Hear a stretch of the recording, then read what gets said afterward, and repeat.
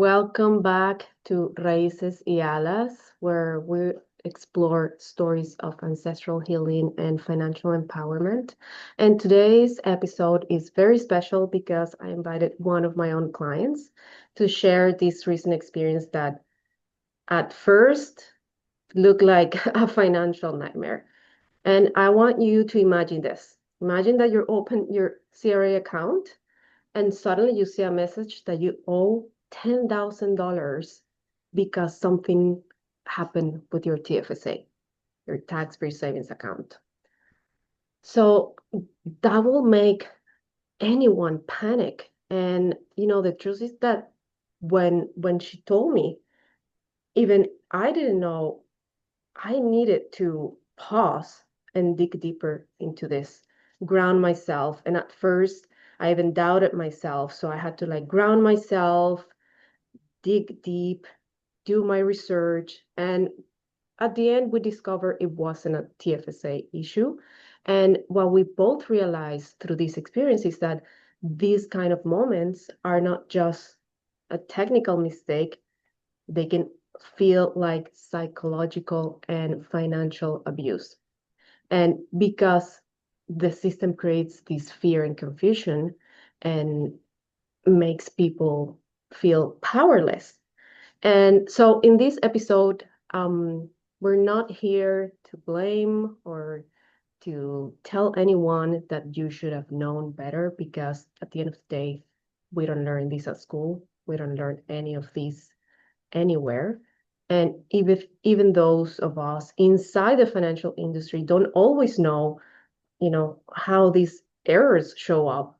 So what matters is how we respond, what we learn, and how we get to the point where we reclaim our power back, right? And reclaim our sense of safety, financial safety.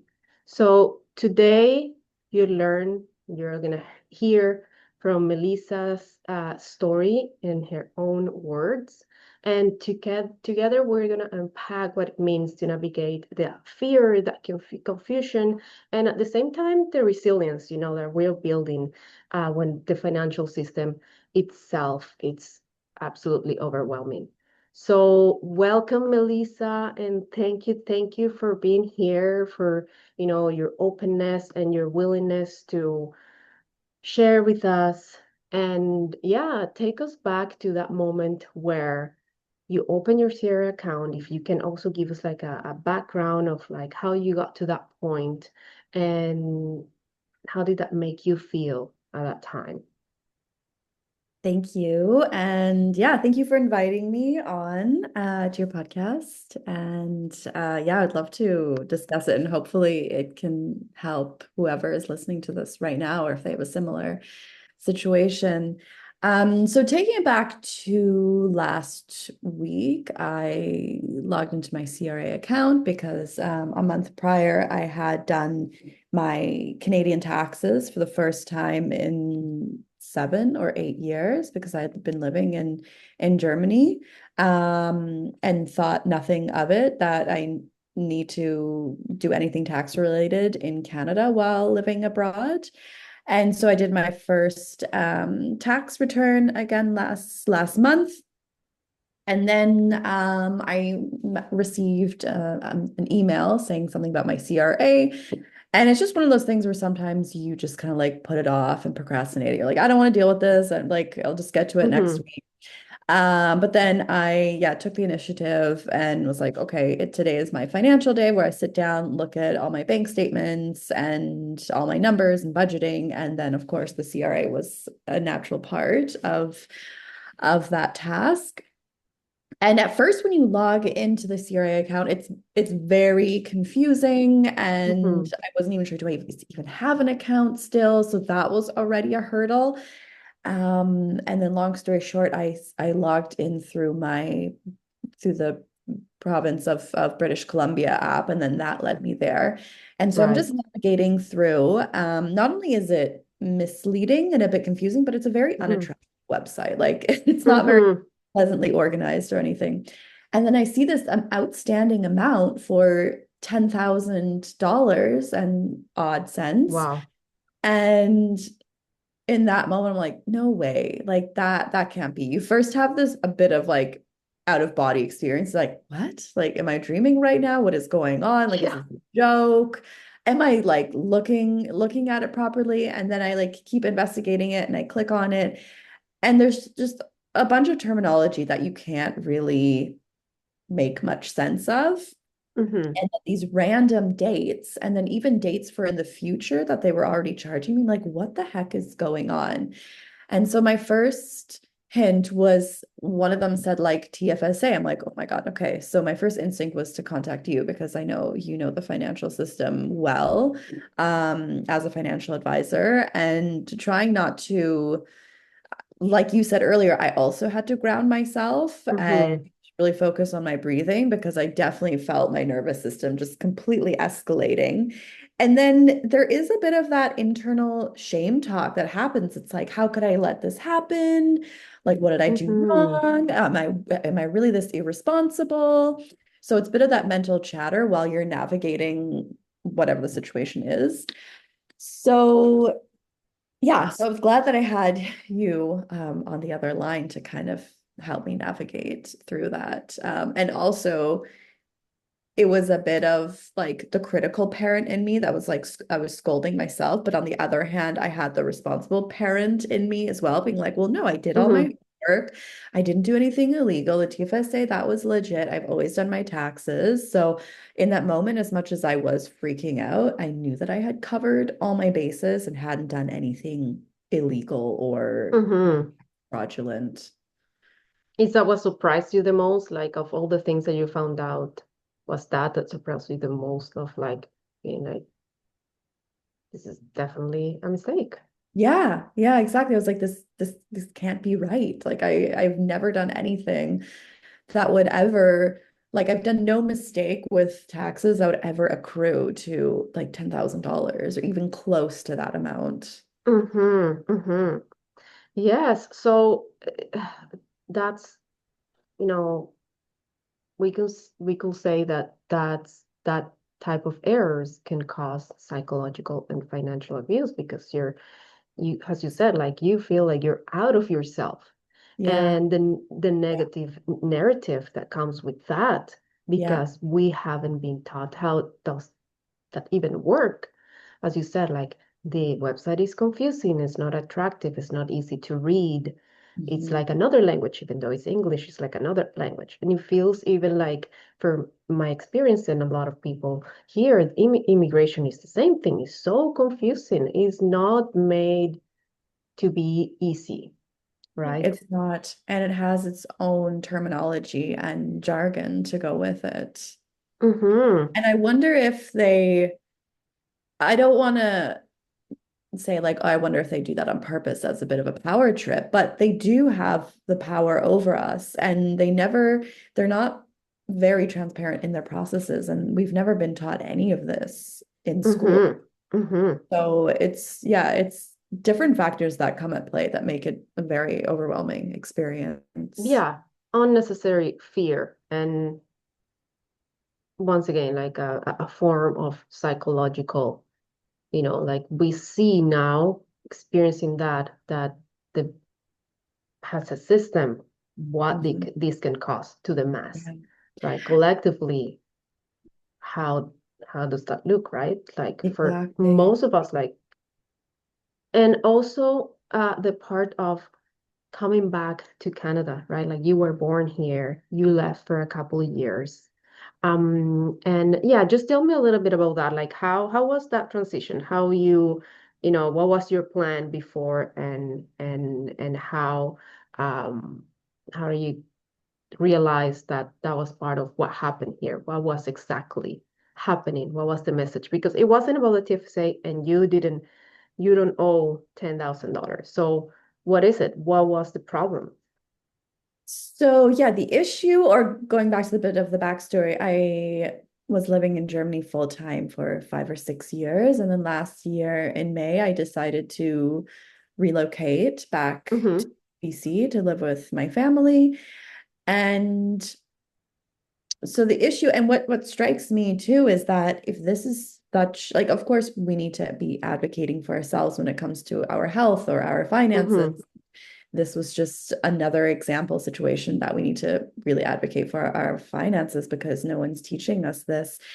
And the main issue about the accrued $10,000 was that when I left Canada, I didn't Mm-hmm. tell the CRA, and this is where it's a bit very ambiguous too, because the CRA told me, well, you didn't let us know that you left the country as an emigrant, not an immigrant, but emigrant with an E. So basically like a reverse, you're leaving Right. the country. Mm-hmm. So the process is if you move abroad and leave your country, you have to let them know that you are an immigrant, that you've left the country. And during those years where you are not living in Canada, you still need to fill out a T1 tax form and declare your what's called world income, which is the income that you've earned while living abroad. The Canadian tax system still wants to know that. And if this is so pertinent and important, why aren't they telling us this openly? I had no idea about this, Exactly. right? Should be in every college. Yeah, Like this is the exactly. first thing that you have to learn before you get into any Yeah, field and start working and right? making money. Yeah, they only ever tell you about the T4 slip, which is the regular tax statement and Right? whatever else. But so that's what it was that after it was like 2017, I had filed a tax return in Canada, and the system basically had a complete freak out with not even using technical terms, but the system just freaked out and saw, oh my Yeah. God, there's this huge gap. Why didn't she Mm, declare her income? Blah, blah, blah. mm-hmm. Um, and that's kind of what happened. It was just a massive error in the system because I hadn't let them know that I was living abroad. And then, of course, there was some GST returns that they had paid to me while I was abroad, but that's so many years ago. I've no idea Right. about that income. So basically, that was, yeah, the big kink in the situation, Mm-hmm. the Oh my goodness. 10,000. So yeah, once I was on the phone for over an hour and we kind of settled it and he told me, yeah, this whole thing that I just said, that it's the T1 world income and you need to let the system know that you've been living abroad. Okay, wow, that's very important to know now and to everyone who's listening that if that's your plan, then you have to let the system know that you will have a world income. Is that what it's Mhm. called? And the T1, right? Yeah. Yeah. Exactly. And Mm-hmm.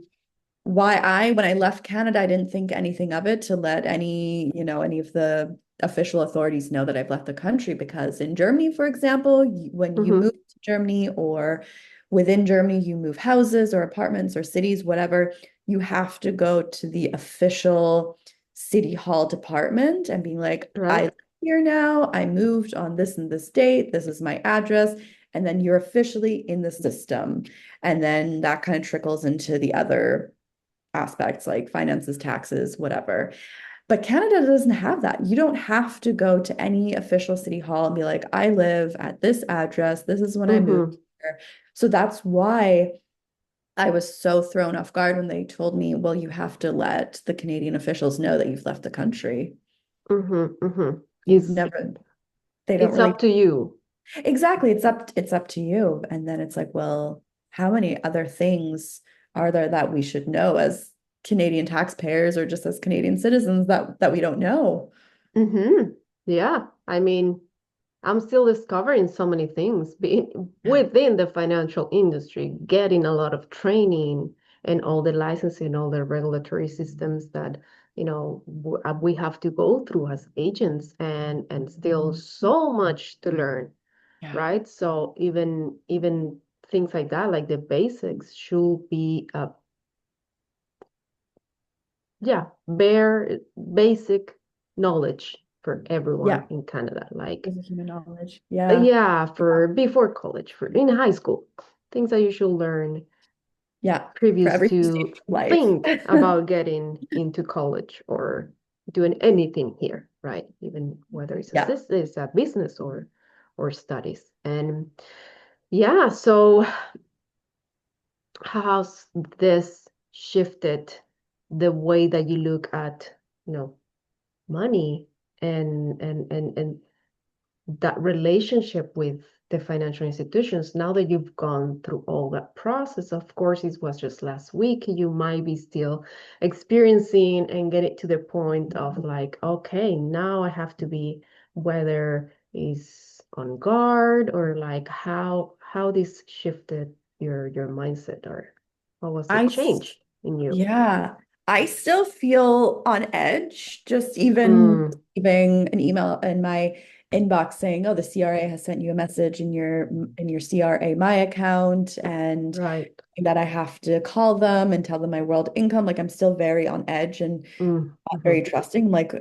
is there still like an absurd amount that I have to owe? And you still mhm, very much on edge and maybe slight paranoia.